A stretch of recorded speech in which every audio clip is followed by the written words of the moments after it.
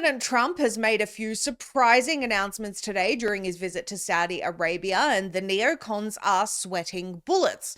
We'll talk to you about some of those statements and the reactions to the Trump admin's approach to diplomacy in a moment.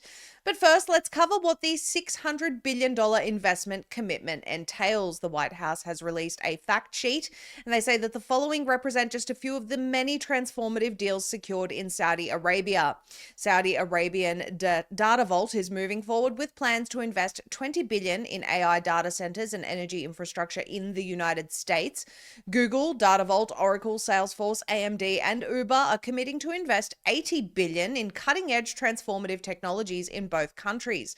Iconic American companies, including Hill International, Jacobs, Parsons, and AECOM, are building key infrastructure projects like King Salman International Airport, King Salman Park, The Vault, Qiddiya City, and much more, totaling $2 billion in U.S. services exports.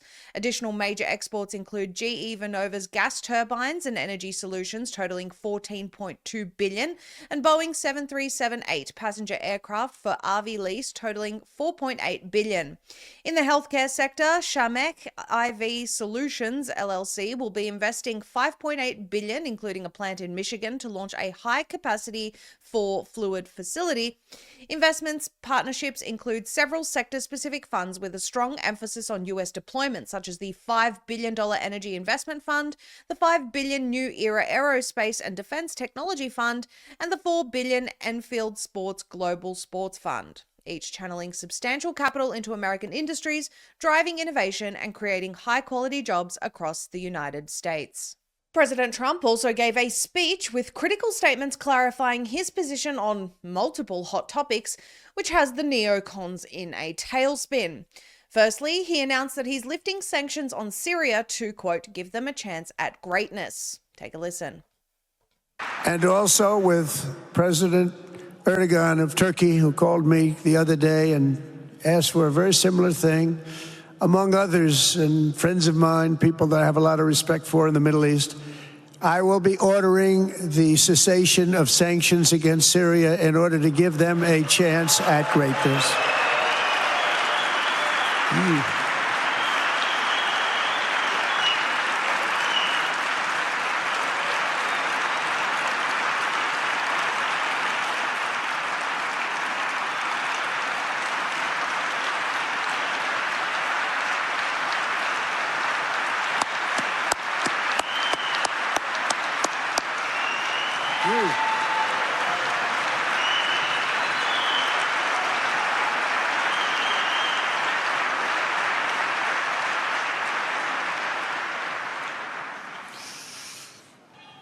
Oh, what I do for the Crown Prince. President Trump also said that the people of Gaza deserve a much better future. Take a listen. The people of Gaza deserve a much better future, but that will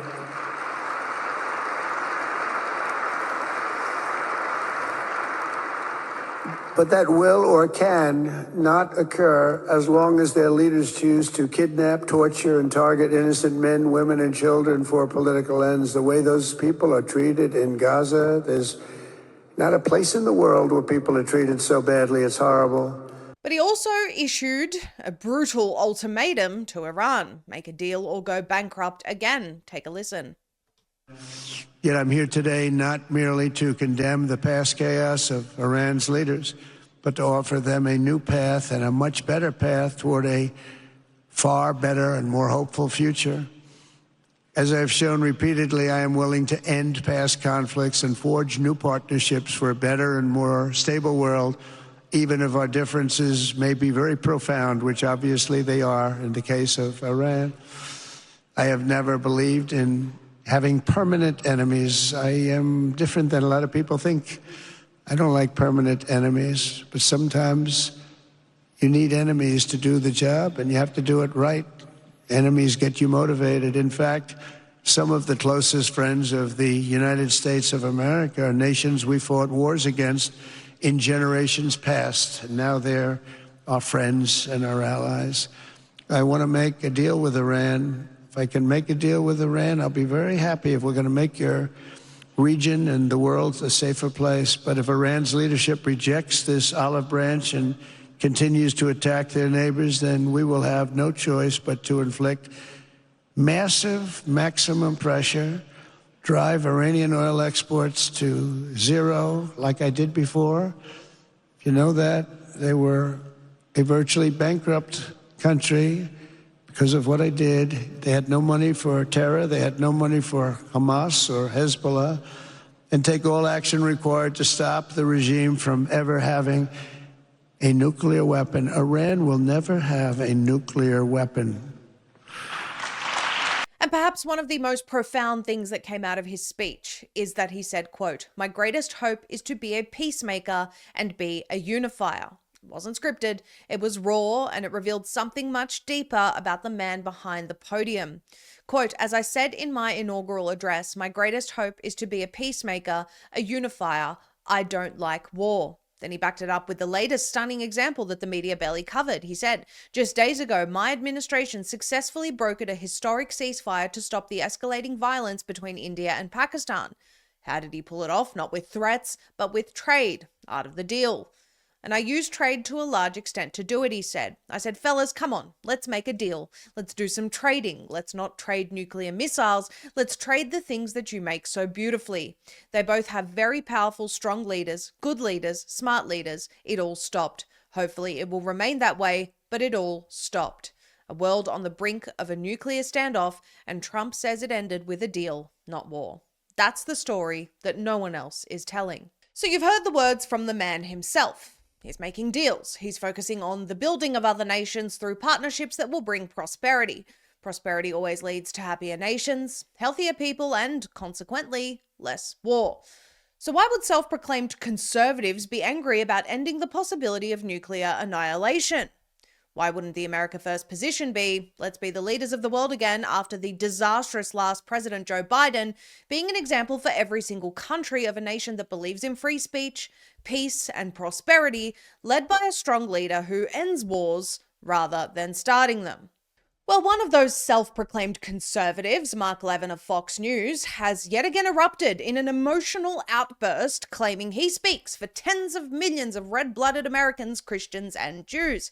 He says that the Americans, I guess as a whole, do not like Iran and that Iran keeps threatening to destroy us, despite Iran on multiple occasions stating they do not want a war. Levin then expresses that the evidence is stacking up against Saudi Arabia's role in the September 11 attacks based on new information from the FBI. You know, nearly 25 years later, we're just suddenly realizing this new information. There's actually an easy solution to that, Mark. Let's demand the full declassification, unredacted, relating to September 11, and we'll see who was really responsible. Anyway, he continues by rejecting any deal with Iran that does not fully dismantle its nuclear program, stating that better damn well not happen. All of this outcry, by the way, is being echoed by folks like Ben Shapiro, demanding that President Trump and those who seek diplomacy need to change course. Meanwhile, while rumors are circulating that President Trump is trying to secure peace in the region through perhaps unconventional discussions, Israel has announced that their army will be entering Gaza with full force in the coming days. So here is my genuine opinion on all of this. Most people are not geopolitical experts. Most people depend on various media outlets to inform them about tensions across the world, and many media outlets have a hidden agenda. My firm belief is that the most honest approach of all right now is that we don't want any war, let alone a nuclear war. I believe I speak for most people when I say that. We as a world community have been ravaged by rogue governments and neocon war hawks for years who have worked against our best interests. Our children continue to die in distant lands for wars that never benefited their Western nations, and in hindsight, almost always never made any sense at all. WMDs in Iraq were a lie. Gulf of Tonkin, anyone? There are countless other examples. Are we going to let ourselves be propagandized, or are we going to let the voices of the true majority rule, which is no new wars, as President Trump promised?